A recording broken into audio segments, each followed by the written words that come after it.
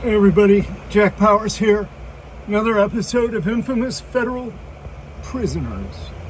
And what we're going to talk about, true crime stuff, real world, real life, human beings doing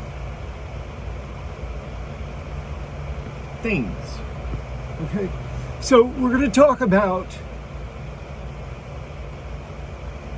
an American mass murderer by the name of James Egan Holmes, Holmes. He's responsible for the 2012 mass shooting at a theater, a movie theater in Aurora, Colorado, where he killed 12 people and seriously injured more than 70. I know James because I was just with him at Allenwood USP. I was just with him, 2 doors down. He was in almost all the classes that I took. And we'll talk about him. We'll talk about what he's really like. This guy had no known criminal background, nothing. He didn't have a criminal background, period, known or otherwise. This was his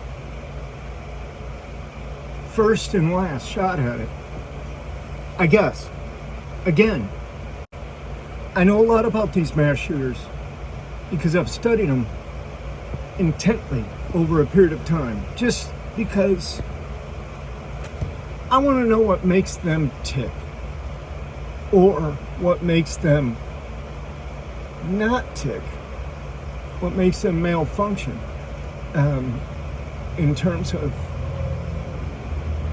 societal goals. And James, he had a lot of problems when he was young, as a kid. He was institutionalized. They knew that he was psychotic early on. Now, what did they do? They intervened. They sent him to get very professional help. And the professional help, the doctors, psychiatrists, psychologists, whomever, they put him on medications. Psychotropic, antipsychotic medications. Every once in a while they'll adjust them here and there, just make sure they keep working and keep moving along with the illness. But what happens when a person gets old enough to make their own decisions and the psychosis is still acting upon their decision-making processes? Well, you have a perfect case here, because James Holmes went off his meds. Now look, he went through high school, he got good grades, he went to college. His parents probably pushed him along thinking, if he gets into academics, maybe he'll be okay. Maybe he won't go off the deep end. They probably had no idea, really. I don't think anybody had an idea. But this is the pattern. This is what happens when there's serious, significant, and severe psychoses operating in a person's brain. This is the kind of thing that goes down. So James Holmes, he went off his med. He's in college. Guess what he's studying? Neuroscience. He's studying the functions of the human brain.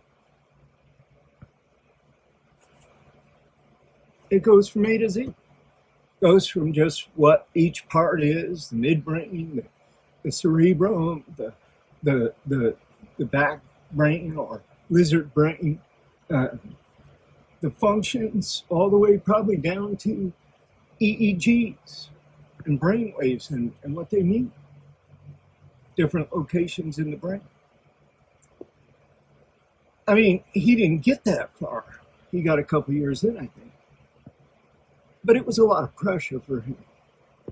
And at some point,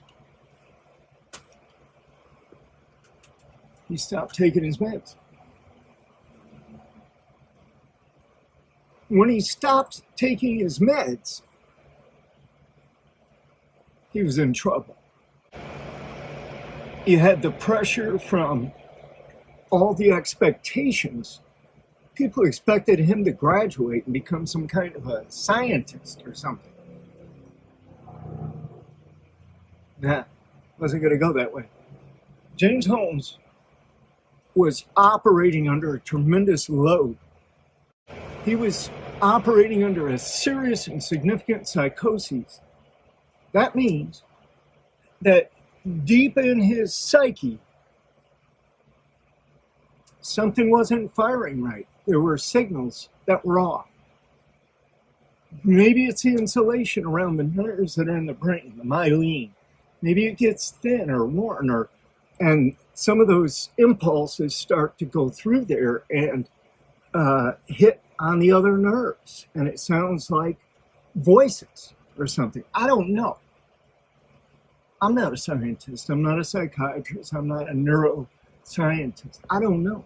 It just seems that something is misfiring in these people's brains. And they will think these strange thoughts, tangential thoughts. And they will smell smells that nobody else smells. They will sense feelings and things that other people just typically don't have.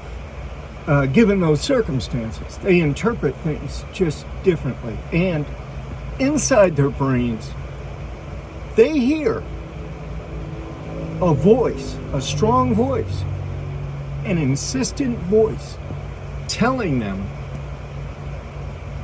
what to do next. So James Holmes, after he went off his medications, he began to have a real problem, a very significant problem with the pressure that was on him at school, being away from his family, being to his own devices where he could make his own choices. So he probably, likely dabbed into some other drugs. Maybe some LSD, maybe some kind of ecstasy or whatever. But any kind of psychoactive drugs can wreak havoc on a psychosis. Can wreak havoc. I mean, it can go the other way too. There's a lot of studies now that show that the mushrooms, the magic mushrooms, are good for people with PTSD. Good for people perhaps with psychoses. The psilocybin, they're testing that. They're testing the MDMA for mental health treatments in certain doses. The ketamine, of course, is now like a staple for serious depression and so forth. And I hear it works. I hear it works from a lot of different sources. I wouldn't mind trying it, but I don't really have the deep depression that I had while I was at the ADX. I mean, I'm out, I'm free now, relatively free. I'll soon be off the supervised release, and then I can breathe free air and not have a sword hanging over my head. But all of that's beside the point. The fact is that James Holmes went off his meds, began to hear very insistent, very strong voices telling him what to do. And as I said before, these voices never tell a person to do something good. They're always telling the person to do something bad, some act of violence. I don't get that part. it's always something bad. I think that comes from that lower self. I think those are signals that just come up through our animal instincts. Violence. What's the animal kingdom all about? You see violence everywhere. It's a natural instinct, right? Feeding, breeding, protecting your territory, protecting your offspring, mating, blah, blah, blah, social status. You see it. Vicious violence, too. Underhanded violence. I think that's where it springs from. I wouldn't know the first thing about how to put a buffer or filter in there, but that's what the meds are supposed to do. Evidently, they don't work. Or they don't work too good, too well.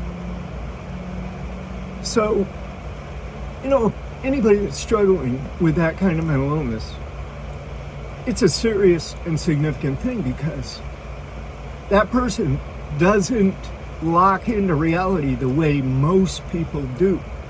They're seeing things an entirely different way. Their perceptions are entirely different. That means their values are different. That means whatever's going on in their head is directing their behavior. They're not going to have much executive function, not under those kind of influences. Those voices, I've seen it time and time again. Those are significant influences over their behavior. So those voices need to be countermanded. But in this case, they weren't. Nobody really noticed. Probably would have if people had known his background, or people that did know his background had been around him at that time. They would have seen changes in his behaviors. Maybe he stops going to classes. Maybe he starts getting there late. Maybe his house is a little bit of a pigsty. Or it's the other way around. It's just immaculately clean. Not a speck of dirt anywhere. That's what his prison cell was like. You would think that he would have things just thrown all over the place, all chaotic, but no. James Holmes' prison cell is clean as a whistle. He wins. We had a thing going for each range, the cleanest cell. And he wins it virtually every time. Spotless. Not a speck of dust anywhere. Not an extra paper on top of the lockers. Nothing. Bed made, military style, floor clean. And he spends most of the day, he's at Allenwood, USP Allenwood. He's in a mental health treatment unit, residential psychological treatment program, which was very good that the Bureau put this in. They put all these units, this mental health came in as a result of what is called the ADX litigation.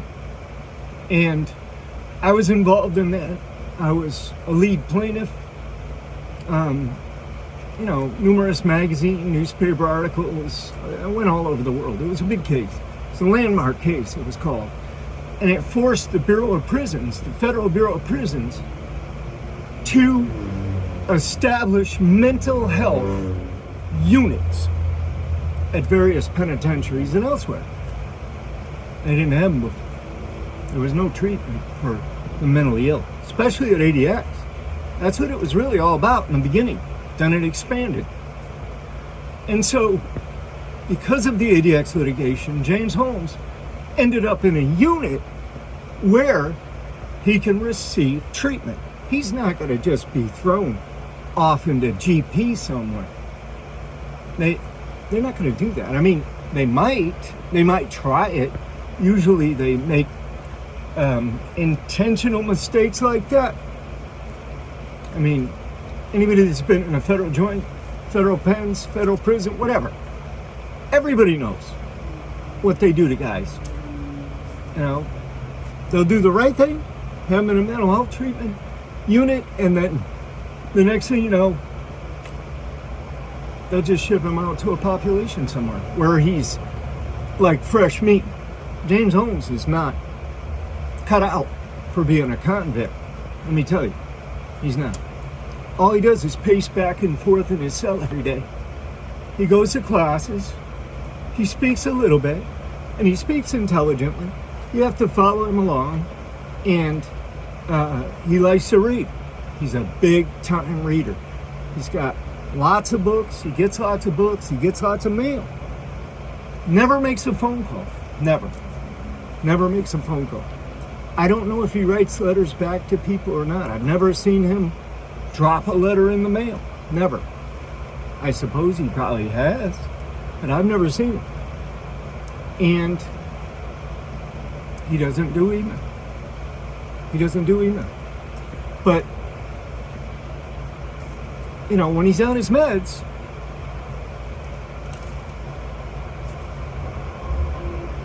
he's functional in a prison environment. In a psychological treatment unit inside a prison, he's functional. I don't think that he could function in a GP. I don't think that he could function at all. Not that he's ever going to get there, but in society, he's done. That's a wrap. He's never going to see the light of day. So his time is now spent 24/7 just basically locked in a cell, but he can get out on the unit, he can walk around.